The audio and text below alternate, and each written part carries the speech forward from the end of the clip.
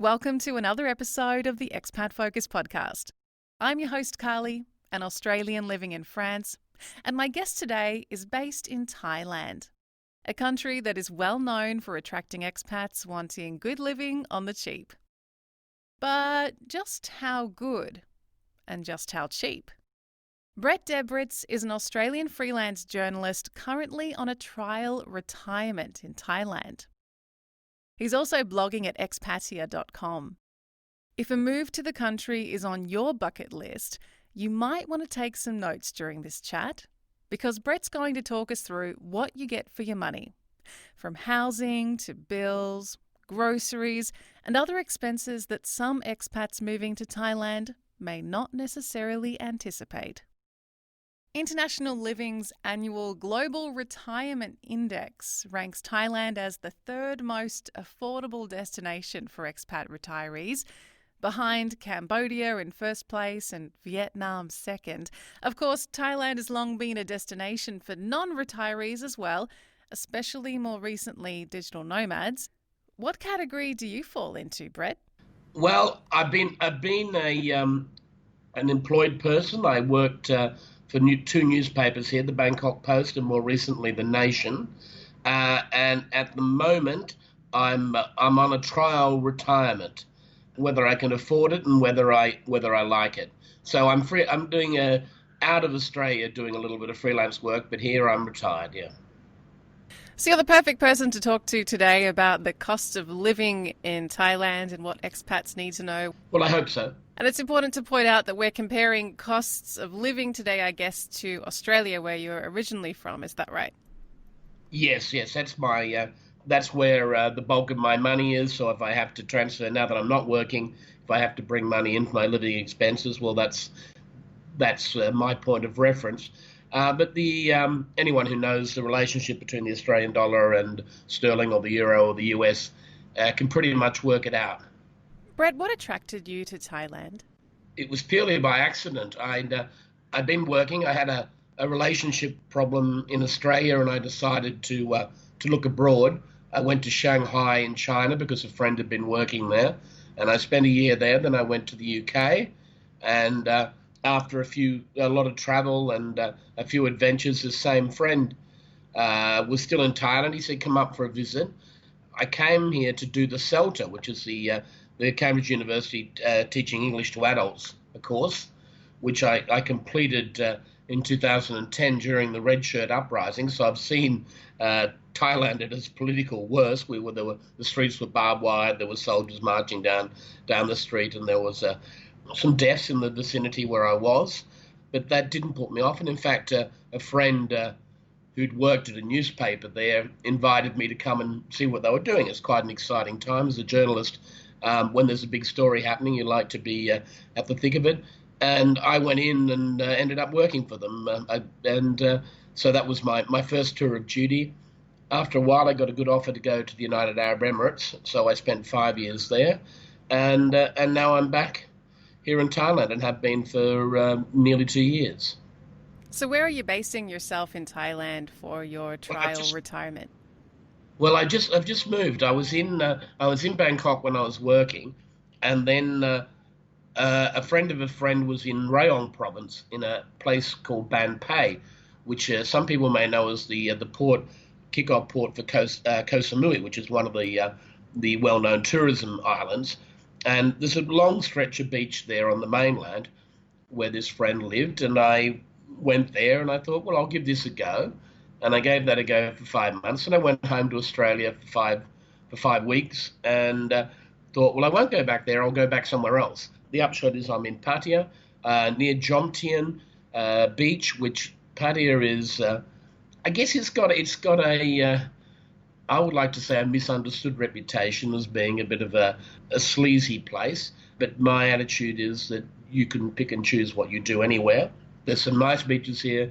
There's a thriving expat community and a local community too. And I mean, I just don't want to associate entirely with other people from Australia or the UK, Europe, whatever. I want to get out and kind of understand how people live. I've got a lot of Thai friends from Bangkok and elsewhere, and a lot of my friends are married to Thai women. So was a sort of natural thing for me to do. Being in Pattaya is also close to Bangkok, where a lot of my friends are. So I'm giving this another 6 months. Let's start when it comes to cost of living then with, say, housing. What have you found in terms of rental prices in Well, Thailand, particularly among the cities and towns you've lived in? well, certainly in Bangkok it's more expensive than elsewhere, but I was renting a very nice one-bedroom flat on the BTS, which is the Sky Train, and that's where you want to be if you work in Bangkok because it's the best way to get around. The roads are very congested. And I was paying 15,000 baht a month. Now, I think the exchange rate is actually a bit low at the moment, about 22 baht to the dollar. So if you work that out, that's a pretty reasonable amount of rent. Here I'm paying 8.5, so nearly half in Pattaya that I was paying in Bangkok. So we're looking probably per month what I'd pay for a week in Australia for a similar sort of accommodation. So that's about a quarter of the price. And the standard is very high. The places that I'm in are built to Western standards. They've got a kitchen and the kind of plumbing that we're used to, which is not necessarily the case with all apartments. So that's a significant thing. And are we talking a one-bedroom furnished place? At the moment, I'm in a studio. That's why it's that much cheaper. For one bedroom here in Pattaya, probably start 10 or 11,000 baht a month, but still extremely affordable, $500 a month. But this one is suitable for what I want to do at the moment, as I say, because this is just a little trial run. It's close to the beach. It's on the route for the Songtao, or called the BART bus, which are these basically converted utilities that carry about 12 passengers and run between all the major shopping and tourist areas and the restaurants and the bars. Everywhere you want to go is pretty much on this route, and it's 10 baht, which is a ridiculously small amount of money. Do you have hot water in your apartment? I absolutely do. I have a heater, very much, I guess, a European system. The heater above the shower. I don't have hot water in the kitchen, but I can boil it. And I've got cable television. I've got all the mod cons. I've got say plumbing that works, air conditioning that works. There's no problem. I asked this because I visited a friend in a very nice apartment in Bangkok about 5 or 6 years ago.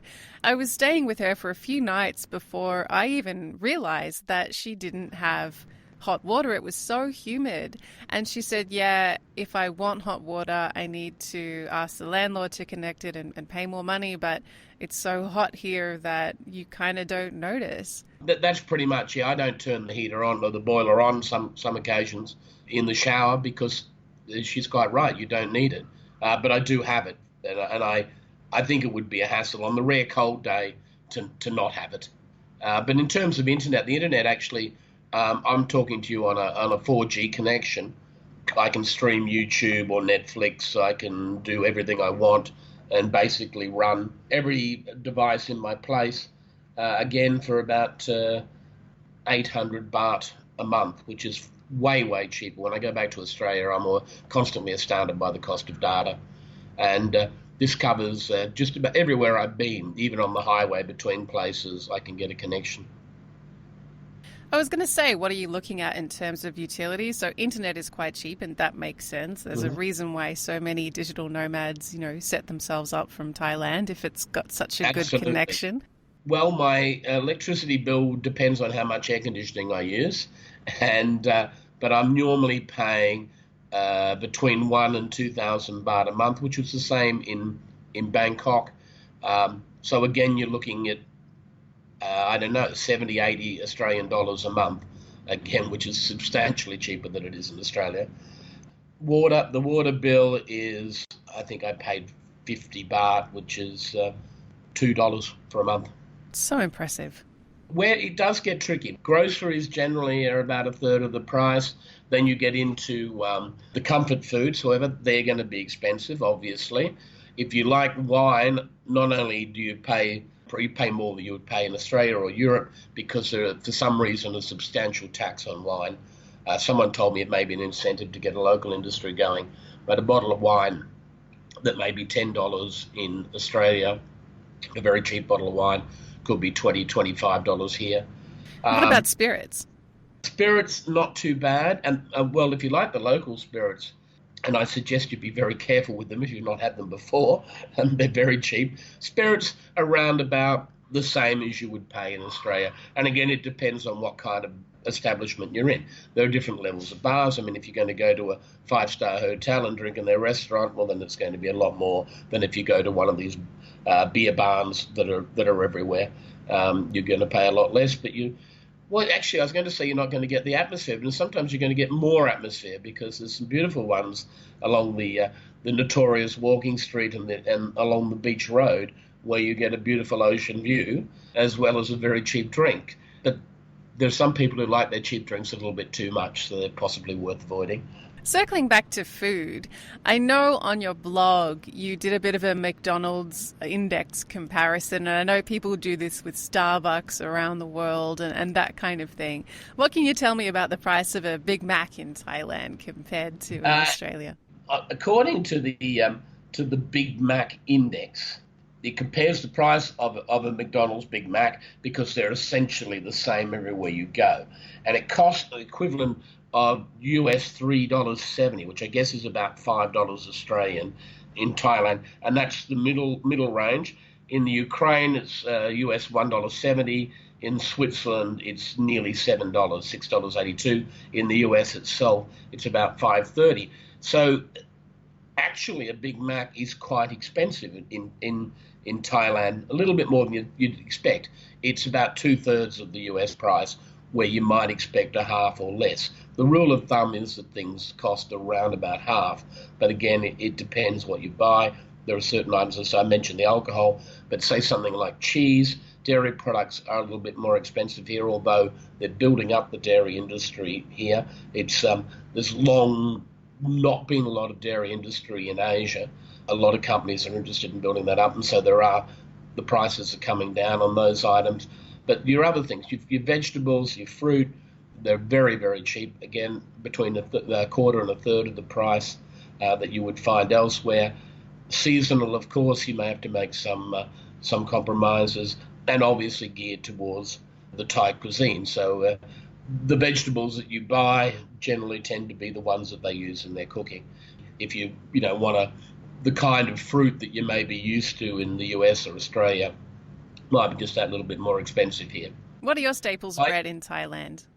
I would buy, say, chicken. I would buy chicken breasts or chicken legs, maybe some pork, either ribs, and the pork is very cheap here. And I would buy vegetables. I like tomatoes. I like onions. Those things are quite good here. In fact, they have beautiful cherry tomatoes here that are very nice. Garlic is extremely cheap, and I would make sort of dishes with that. I don't buy a lot of the Thai vegetables. I do buy fruit. Mangoes are very cheap. Watermelon is quite cheap. There's a whole lot of the Asian fruit that a lot of people do or don't like, the star fruit or the jackfruit. I don't like durian, but some people do. But durian is actually banned from a lot of building complexes here because of its smell. So I was going to say, I've heard it's quite stinky. It smells, and some people think it's delicious, and other people just can't stand being in. I mean, there've been stories of planes being held up because people have demanded that they remove the durian from the cargo hold because it just pervades through the whole aircraft. It sounds like you eat quite healthily by default in Thailand too. You do. I do eat out a lot, and this is the dilemma because eating out is as cheap or cheaper than making it for yourself. Now, I'm not a big food store fan. A lot of people are, and if you go to these little makeshift restaurants on the side that is plastic stools and tables, and you can get a meal for between $30 and $50. So that's $1 or $2, which is quite extraordinary. I do go to some expat bars and restaurants. I occasionally need a fish and chips or a meat pie or something to remind me of home. And I have friends here who are in the catering business, and they feed that market. But there's also a lot of healthy food. I mean, Thais tend to eat quite healthily. small amounts of meat, large amounts of vegetables, obviously rice, and the average Thai. A lot of Thai people I know will eat 4 or 5 times a day, but only small amounts as they're on the go. Of course, worldwide, what's changing with people with traditional diets is the Big Mac and the other fast food, which is everywhere here. Anything you can imagine, every brand name you've heard of. In fact, one that wasn't here, Taco Bell, just opened up a couple of weeks ago. So how are they competing with local street food on price? For example, if you can buy your dinner for $1 or $2 Australian, how are Well, these that's it. chain fast food places? Are they lowering their prices or are people paying more? Well, we spoke about the Big Mac index, and I was talking to a friend of mine who was going past Burger King the other day, and he said, "Oh," and he knew someone who had a franchise, and he said they're doing a roaring trade in their hamburger, their smaller hamburger, the one that isn't the Whopper, because they're trying to find a price point for more Thais. When these foreign franchises started up, they were actually regarded as something of a sort of luxury food, which is the opposite to our experience of them. So they're trying to adjust, but still, the average Thai person may earn 300 baht a day. When you add that all up, they can't afford a lot of coffees at Starbucks or a lot of Big Macs. So it's a lot of these places trying to find price points, and other companies that have sprung up trying to do a similar thing at a lower price. So there will be a coffee shop that sells a latte for 40 or 50 baht, the same one that Starbucks might charge, or coffee club might charge 120 baht for. Not quite the same, probably. Some might argue that it's not that good, but then everyone's got their opinion about coffee, haven't they? Definitely, especially if you're like me and from Melbourne. Well, exactly, and people say to me, why would you even go to a Starbucks or whatever? But there isn't that coffee culture here. It's growing, and I'm sure we're going to see, particularly since they are growing coffee beans in this part of the world, in Laos and Cambodia, we hopefully will see an explosion of local coffee shops that broaden that availability, and again try to find a price that local people can afford to pay. I was curious when you said that the dairy industry is getting going in Thailand and Asia, because dairy is not typically part of an Asian diet. Does that mean that they're trying to cater to more Westerners, or are diets locally changing? Diets are changing. Now, I was reading an article about this, and they said the common belief that many Asians are lactose intolerant may not quite be true. It may be a consequence of that not being a major part of their diet. And so as there's more and more exposure to it, it opens up. And over the generations, I guess we've all changed our eating habits depending on what we can afford and what we can source. And Bangkok, you can source just about anything you want if you have the money. And people here are, while very attached to their own cuisine, which is some of the best in the world, are also very experimental in what they want. And the dairy companies see an opportunity there. And certainly if you go into even a Thai supermarket, you will see milk and cheese and maybe cream and things that you wouldn't have seen 10 or 15 years ago when I first came here. So, Brett, it sounds like on the housing, the food, the local transport front, if you're an expat coming to Thailand with a good salary, or you're a retiree coming to Thailand with a good nest egg, you're going to make your money go quite a long way. Well, you are. If there's one thing that doesn't apply to me, but in fairness, I should say, school fees here are quite high. Local schools, not so, but international schools, if you want a child, if you to have an education that's transportable, well, then you're going to have to pay quite a bit. And while you might think that doesn't apply to retirees, it does here, because there's a lot of Western men who are marrying younger Thai women, are having second families, and I know that's become an issue. They want them perhaps to have a broader education than they might otherwise get in the Thai system. So that's going to cost. Also, as an expat, and it doesn't matter where you are in the world, you tend to live to the amount of money that you've got. And people do this. I lived in Hong Kong once, and People were on very, very large wages, but some of them would spend it all and some. So there's always a trap because things appear to be cheap and you can do things. I have friends who are buying boats who could never afford to buy a boat back home. And that you have to say, is that really a good investment? So you can get a bit carried away. I know here in Europe at the moment there is a lot of concern with Brexit looming, and a lot of people who moved, say, from the UK to France or Spain for the cheaper cost of living to retire, for example, are now faced with potentially needing to move back to the UK and worried about the fact that they won't be able to afford the cost of living in the UK compared to where they've been. Are there those worries among expats in Thailand, or how secure are you on a visa or a retiree visa when you're in Thailand that you can stay long term? Well, this is the problem with Thailand is the rules have been changing over the years. They've just changed again, and you don't have the security that you might have in some other countries. So some people can face this problem.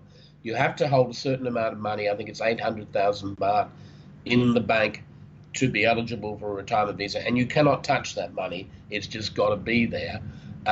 Whereas, say, in a country like the Philippines, a similar amount of money, about 20,000 US dollars, but once you're settled, you can then use that money to make an investment in the country, for example, in property or whatever. So I'm told here the concern is that people will be a burden on society, that if they don't have any money and they don't have a pension, then they'll be a burden on the health system and the welfare system here. So that's a kind of legitimate concern, but they haven't quite found out, and there's a lot of grumbling in the expat community that we're all going to move to Cambodia or Vietnam or wherever the next hotspot is. Well, they are apparently number 1 and 2 on the index. Well, exactly, and that's why it is, because they're more affordable. But this is what happens. I mean, the economy in Thailand is going quite strongly at the moment. So that means prices rise, which is fine if you're coming here to work. And if you are coming here to work, bear in mind that you need to cut a deal that suits the lifestyle that you want.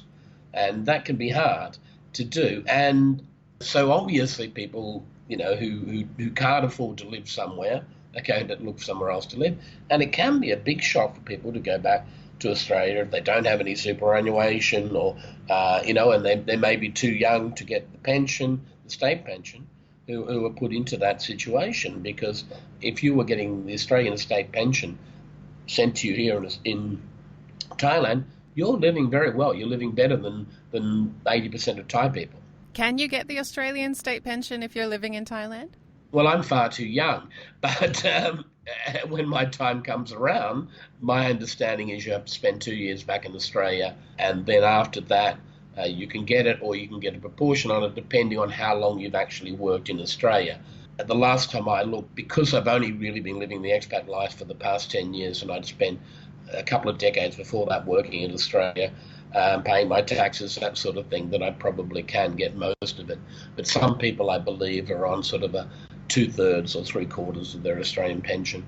And there are other people here who've been travellers who've also got a little bit of a pension from here and another one from the UK, and they sort of put it all together. People have very creative ways of finding money. Brett, the Global Retirement Index story points to expats being lured to Thailand in part for its first-class healthcare. How accurate do you think that is, and what sort of healthcare costs are you looking at in Thailand if you're an expat or an expat retiree? And I don't want to be insulting to my host. I wouldn't call it first class. I would call it best in the region. It's certainly, as I understand, better than Cambodia or Laos, Vietnam. Maybe not, certainly not as good as, say, Singapore, and maybe not the Philippines. The basic healthcare here is good, but people often aren't insured. Even tourists don't get insured, and they have an accident or something.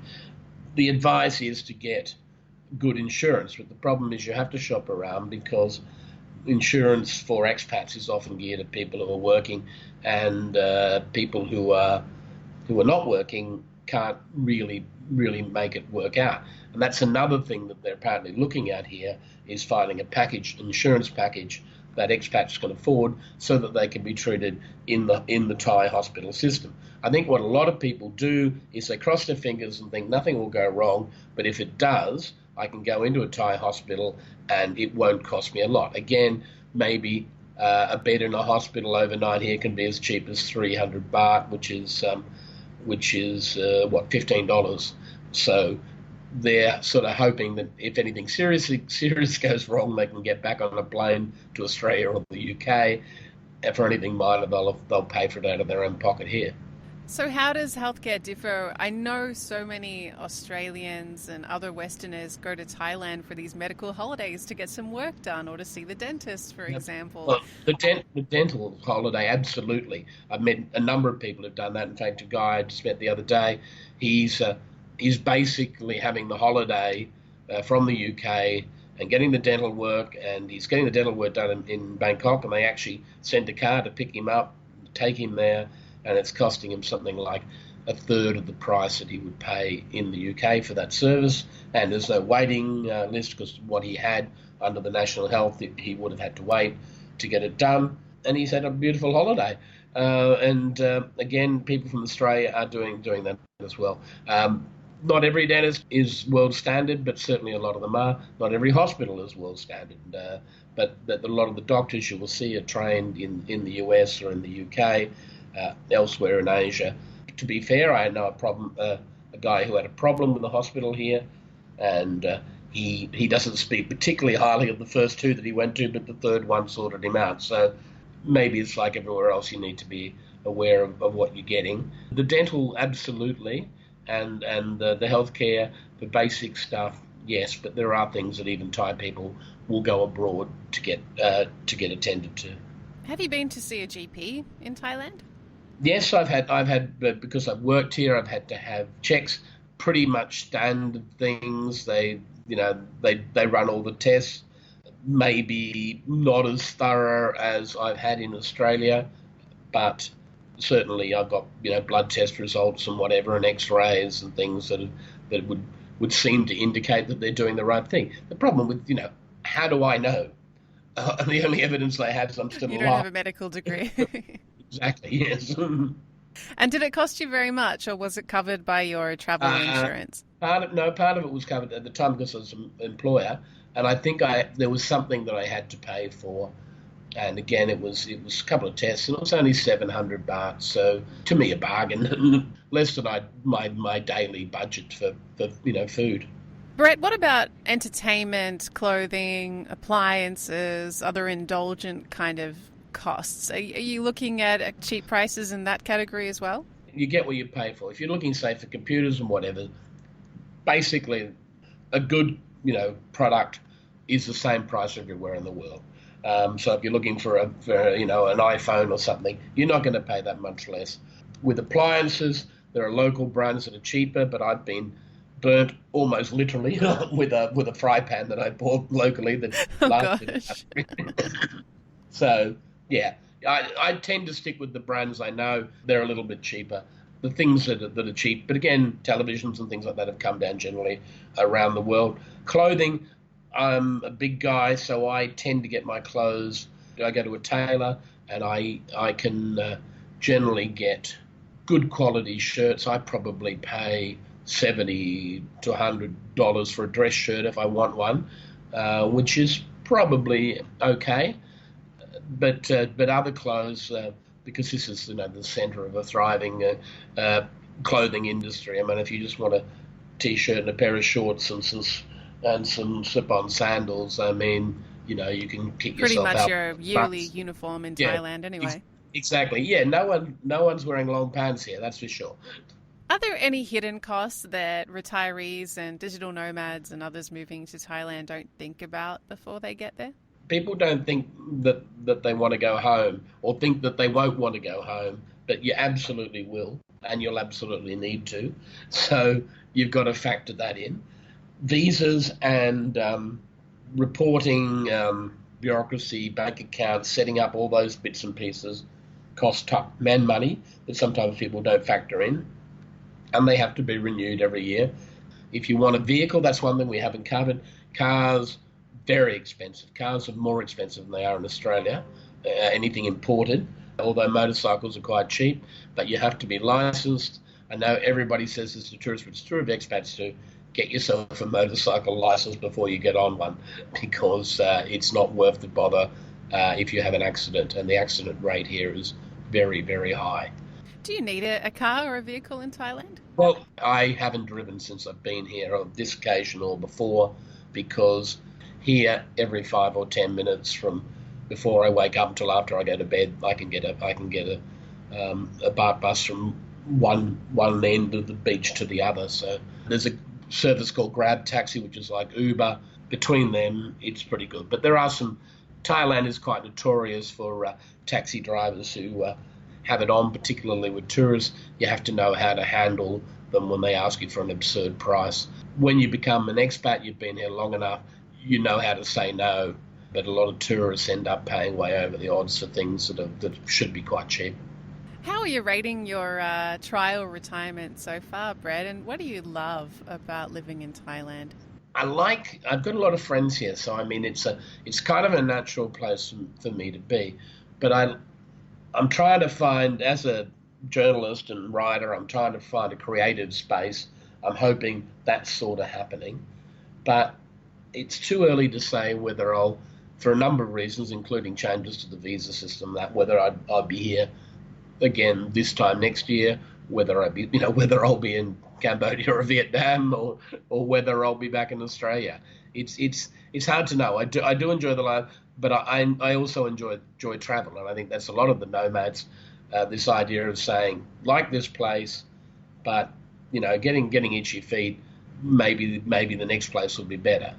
And maybe home's good too. I've written about this as well. People underestimate how much they will miss home, and how important it is not to sever your links. Because I see so many people here and elsewhere that I've lived who are completely lost because they're cut off from their families and friends back home, and they're drifting. The friends they make here move on or die or whatever, and there's a lot of lost souls. And as you get older, you don't want to be one of the lost souls. You want to belong somewhere. That's it for today. If you want to share your own experiences of living in Thailand or ask Brett any questions, head over to expatfocus.com, follow the links to our Thailand forum or Facebook group. You'll find more episodes on our website, also on iTunes. We dive into all aspects of expat life all over the world. If you like what we do, please leave us a review, and I'll catch you next time.